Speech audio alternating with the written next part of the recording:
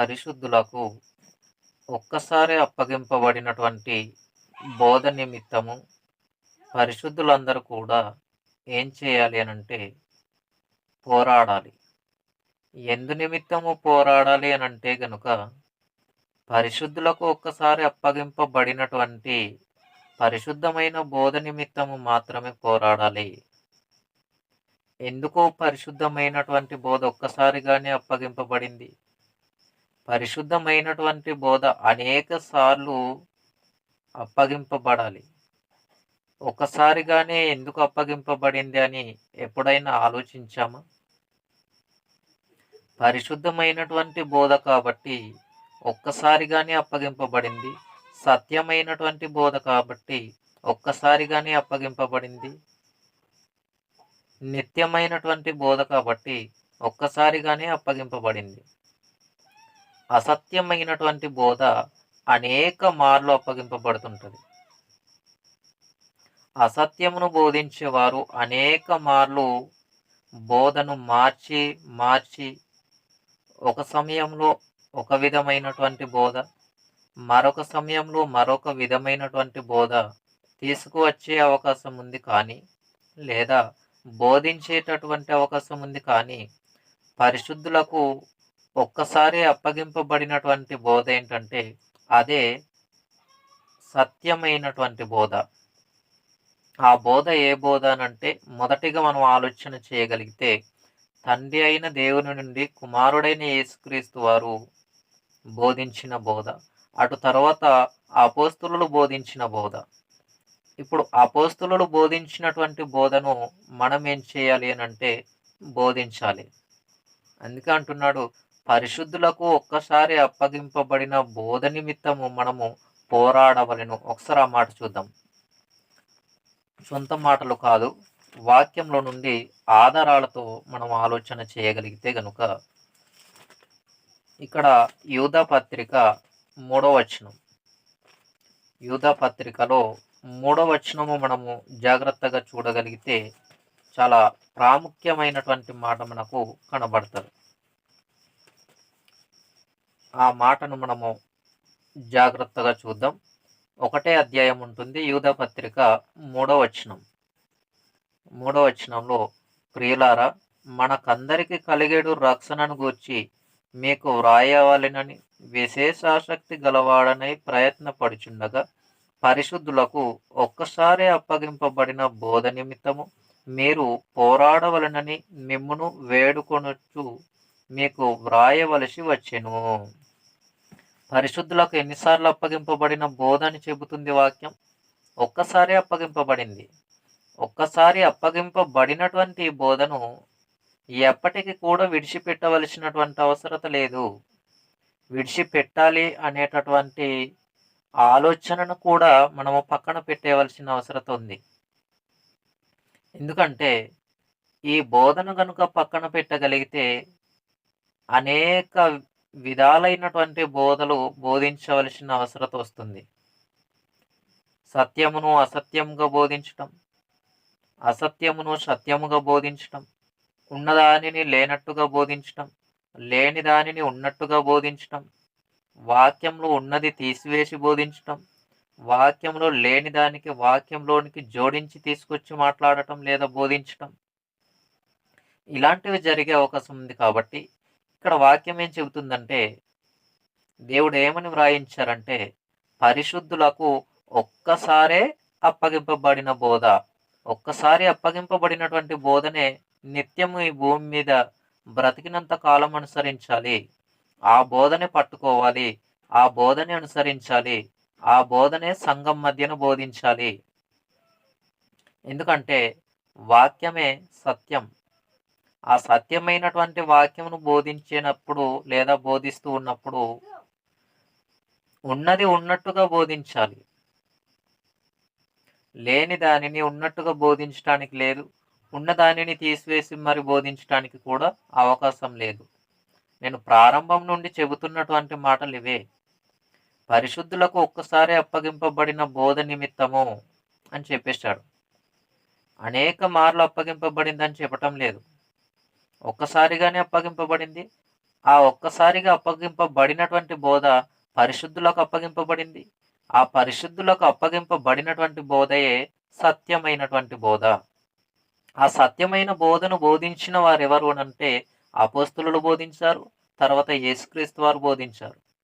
యేసుక్రీస్తు వారు బోధించిన తర్వాతే అపోస్తలులు బోధించారు.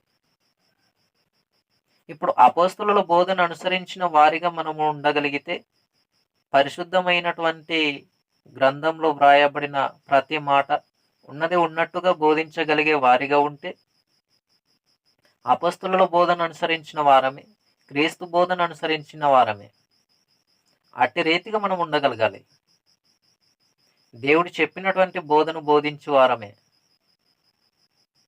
ఈ రీతిగా మనము వాక్యమును నేర్చుకోగలిగితే, బోధించగలిగితే, సంఘం మధ్యన చెప్పగలిగితే, సంఘ విశ్వాసుల మధ్యన బోధించగలిగితే, ఉన్నది ఉన్నట్టుగా బోధించిన వారిగా, అనేకమైనటువంటి విషయాలు సంఘానికి బోధించగలిగిన వారిగా ఉంటే, దేవుడు మనకు ఇంకా అనేకమైనటువంటి విషయాలను నేర్చుకోవడానికి అవకాశాన్ని కల్పిస్తారు. అనేకమైనటువంటి విషయాలు ఇంకా సంఘం మధ్యన బోధించుటకు, సంఘ విశ్వాసులను స్థిరమైన విశ్వాస జీవితంలో ఎదగటానికి సహాయపడేలా దేవుడు మన ద్వారా సంఘ విశ్వాసులకు సహాయం చేసే అవకాశం ఉంది.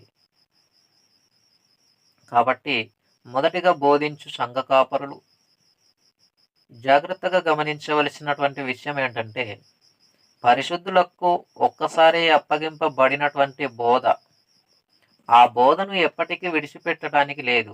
ఆ బోధను ఎప్పటికీ వదిలివేయటానికి లేదు.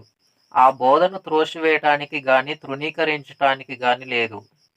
ఆ బోధను గట్టిగా పట్టుకోవాలి. ఒకసారి అప్పగింపబడినటువంటి బోధను గట్టిగా పట్టుకోవాలి.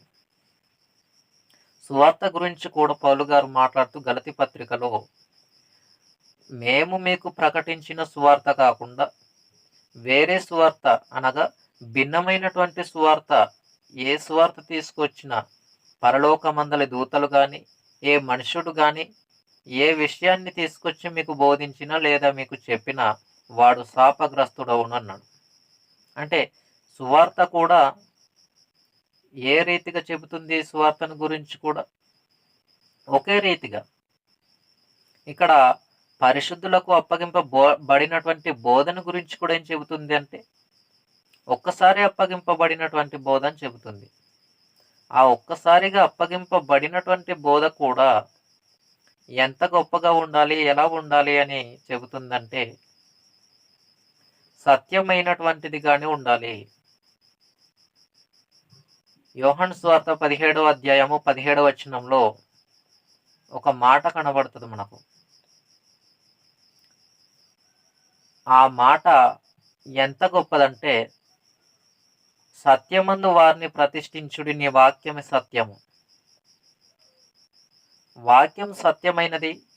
ఆ సత్యమైనటువంటి వాక్యమందు ప్రతిష్ఠింపబడాలి, కదలనటువంటి వారిగా ఉండాలి అని చెబుతుంది. ఒకసారిగా అప్పగింపబడినటువంటి బోధ నిమిత్తమే మనం పోరాడాలి, కానీ ఆ సత్యంలో నుండి బయటికి తొలగిపోవటానికి లేదు. ఆ సత్యంలో నుండి బయటకు వెళ్ళిపోవలసినటువంటి అవసరత లేదు. సత్యంలో ఎదిగే వారిగా, సత్యములో కొనసాగే వారిగా, సత్యమందు నిలిచి స్థిరమైన జీవితాలను కలిగి దేవుడి వారిగా, ఆత్మీయ జీవితాన్ని అభివృద్ధి పరుచుకునే వారిగా, దేవుని కోసం పనిచేసేవారిగా, దేవుని పనిలో ఎదిగే వారిగా, దేవుని పనిలో కొనసాగుతున్నటువంటి కుమారులుగా ఈ భూమి మీద బ్రతకాలి. కానీ సత్యమును అసత్యంగా మార్చటం, అసత్యమును సత్యమని బోధించటం, ఇలాంటి కార్యక్రమములు చేయటం వలన తర్వాత ఆత్మకు నష్టం ఉంది, ఆత్మకు నిత్య నరకాగ్ని అనేది ఉంది అనేటటువంటి విషయాన్ని బోధించగలిగేటటువంటి సంఘ కాపురులైనటువంటి వారు కానీ, వినుచున్నటువంటి సంఘ విశ్వాసులైనటువంటి వారు కానీ జాగ్రత్తగా మనసులో పెట్టుకోవాలి. ప్రతి దానిని కూడా జాగ్రత్తగా ఆలోచించాలి, చక్కగా అర్థం చేసుకోవాలి. అపార్థం చేసుకునేటటువంటి ప్రయత్నాన్ని చేయకూడదు. ప్రతి విషయాన్ని కూడా జాగ్రత్తగా అర్థం చేసుకుంటూ ఉన్నది ఉన్నట్టుగా బోధించాలి, ఉన్నది ఉన్నట్టుగానే అనుసరించాలి, ఉన్నది ఉన్నట్టుగానే పాటించగలగాలి. ఈ రీతిగా వాక్యంను మనం నేర్చుకోగలిగితే, ఈ రీతిగా మన యొక్క విశ్వాస జీవితమును కొనసాగించుకోగలిగితే, దేవునికి ఇష్టమైనటువంటి వారిగాను, దేవునికి అనుకూలమైనటువంటి జీవితాన్ని కలిగిన వారిగాను మనము ఉండటానికి అవకాశం ఉంది. దేవునిలో ఎదగటానికి అవకాశం ఉంది. కానీ వాక్యంలో లేని దానిని అనుసరించటం, వాక్యంలో ఉన్నదానిని విడిచిపెట్టటం, ఇలాంటివి చేయగలిగితే గనుక మన జీవితానికి ప్రమాదము లేదా నష్టము, ఆత్మీయ జీవితానికి నిత్య నరకాగ్ని అనేది ఎదురు చూస్తుంది అనేటటువంటి విషయాన్ని మనం బాగా గమనించాలి. ఎరిగిన వారై ఉండాలి. వాక్య అవగాహన కాస్తైనా కలిగిన వారిగా ఉండాలి. ఎందుకంటే వాక్యానికిని దేవునికిని దూరంగా ఉంటే మన ఆత్మీయ జీవితాలు ఏమవుతాయో మనకు బాగా తెలుసు. ఆత్మీయ జీవితం అనేది ఫలించదు. అటు తర్వాత మరణిస్తే ఆత్మ నరకానికి ప్రయాణించే అవకాశం ఉంది. కాబట్టి ఒక్కసారిగా అప్పగింపబడినటువంటి బోధ, పరిశుద్ధులందరికీ ఒక్కసారిగా అప్పగింపబడినటువంటి సత్యబోధ అపోస్తుల ద్వారా మనకు అప్పగింపబడింది. ఇప్పుడు దేవుడు యేసుక్రీస్తు వారికి ఇచ్చిన తరువాత, యేసుక్రీస్తు వారు బోధించిన తరువాత అపోస్తులు బోధించడానికి యేసుక్రీస్తు వారి ద్వారా దేవుడు అవకాశం ఇచ్చారు. అటు తర్వాత అపోస్తులను బట్టి ఇప్పుడు మనకు అవకాశం వచ్చింది. ఇప్పుడు మనకు వచ్చినటువంటి అవకాశమును మనం ఏం చేయాలి అని అంటే వినియోగించుకోవాలి. దుర్వినియోగించుకోవటానికి లేదు. వినియోగించుకోగలిగిన వారిగా ఉంటూ వాక్యాన్ని ఉన్నది ఉన్నట్టుగా నేర్చుకుని ఇతరులకు బోధించాలి, అనుసరించగలగాలి. మనం పాటించగలుగుతూ ఇతరులకు నేర్పించాలి. కాబట్టి ప్రతి ఒక్కరం కూడా ఈ యొక్క సత్యమును చాలా జాగ్రత్తగా గమనించి వాక్యమందు స్థిరపరచబడిన వారిగా ఉంటూ సత్యమును సత్యముగానే అంగీకరించి అనుసరించే వారిగా ఉంటూ దేవునికి అనుకూలమైనటువంటి జీవితాన్ని కలిగి బ్రతకవలసినదిగా ఈ మాటల ద్వారా మీ అందరికీ కూడా హెచ్చరిక మాటలుగా జారీ చేస్తూ ఇంతటితో ఈ మాటలు నేను ముగిస్తూ ఉన్నాను. అందరికీ క్రీస్తు నామమున నా యొక్క శుభములు, వందనములు తెలియజేస్తూ ఉన్నాను.